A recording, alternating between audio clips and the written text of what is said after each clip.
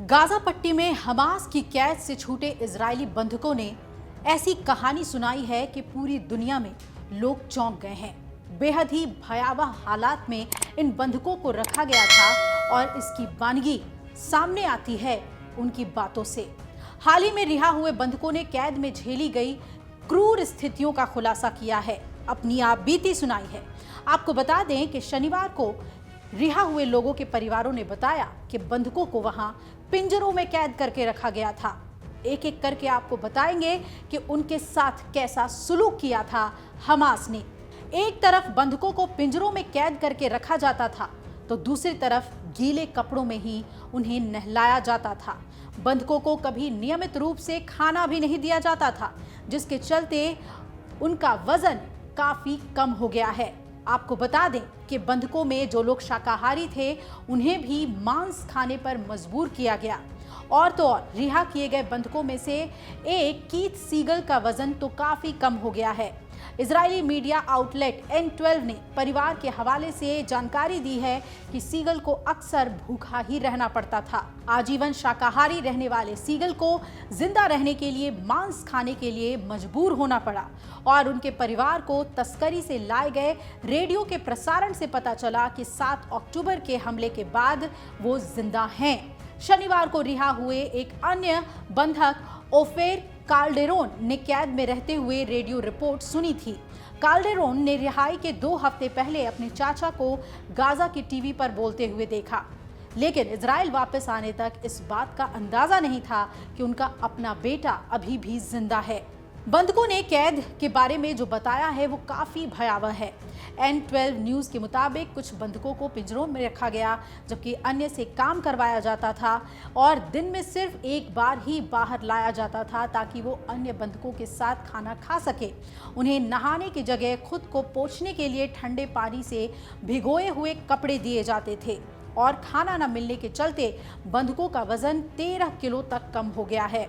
बंधकों को गहरी नींद वाली दवाई दी जाती थी और रिहाई से कुछ दिन पहले हमास ने बंधकों की खुराक भी बढ़ा दी थी ताकि इजराइल को सौंपे जाने के समय वो स्वस्थ दिखें।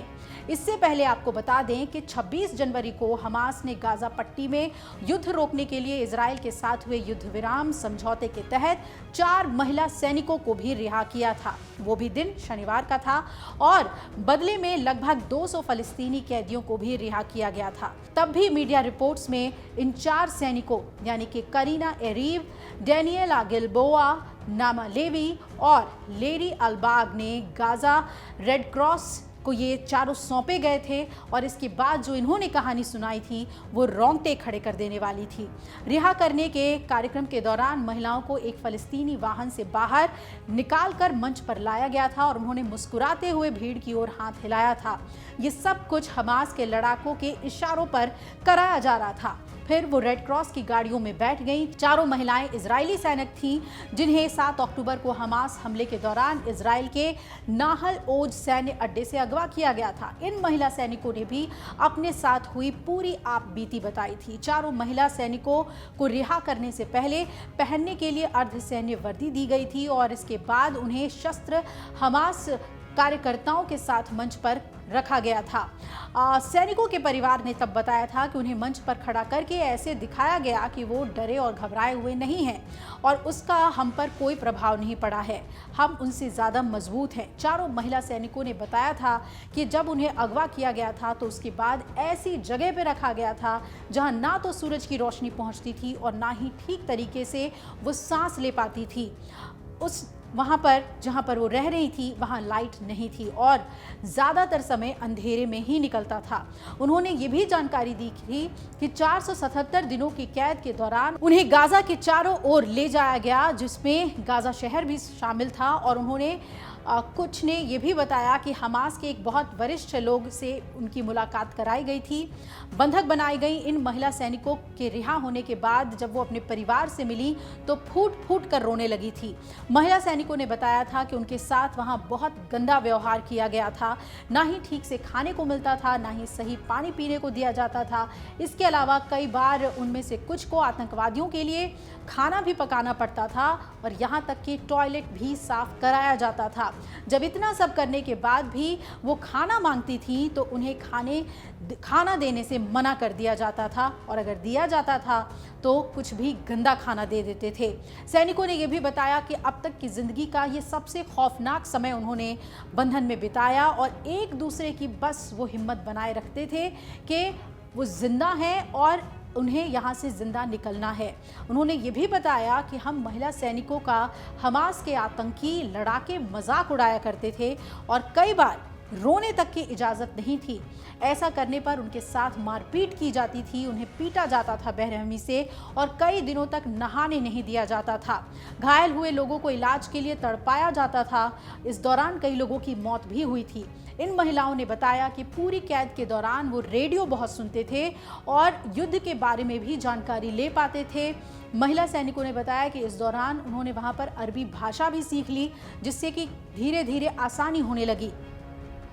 हमास ने 5 दिन पहले भी 3 इजरायली बंधक छोड़े थे और हमास की कैद से रिहा होने वाली लिस्ट में सभी महिलाएं थीं। इनमें रोमी गुनेन, एमिली दामारी और डोरोन स्ट्रीन ब्रेचर शामिल थी। इसके बाद इजराइल ने 90 फलस्तीनियों को भी रिहा किया था। पहले फेज में हमास 33 इजरायली बंधकों को रिहा करेगा और सीज फायर समझौता 3 फेज में पूरा होना है। सीज फायर डील का पहला फेज जो है वो 19 जनवरी को हुआ था। आपको बता दें कि एक एक करके हमास जो हॉस्टेजेस हैं उनको रिहा तो कर रहा है, लेकिन वो जो अपनी आपबीती सुना रहे हैं, जो कहानी सुना रहे हैं, वो रोंगटे खड़े कर देने वाली है। और जब दूसरी बार इन लोगों को रिहा किया गया था और जिस तरीके से डरे सहमे हुए ये हॉस्टेज नज़र आ रहे थे, बल्कि चलना भी मुश्किल हो रहा था, तब नेतन्याहू ने इन वीडियो पर कमेंट किया था और अपील की थी और कहा था कि ये जितने भी मध्यस्थ देश हैं वो गौर से देखें जिस तरीके के से हमारे बंधकों को डराया धमकाया गया है और उनके साथ जो सुलूक हुआ है, अगर कुछ भी उनके साथ गलत होता है तो इसके लिए जिम्मेदार हमास ही होगा। यानी सीधे तौर पे उन्होंने इशारा कर दिया कि इजरायली नागरिकों की रक्षा के लिए इजराइल किसी भी हद तक जाएगा। अमर उजाला जीवांजलि के सारथी की मदद लें और महाकुंभ में स्नान जरूर करें।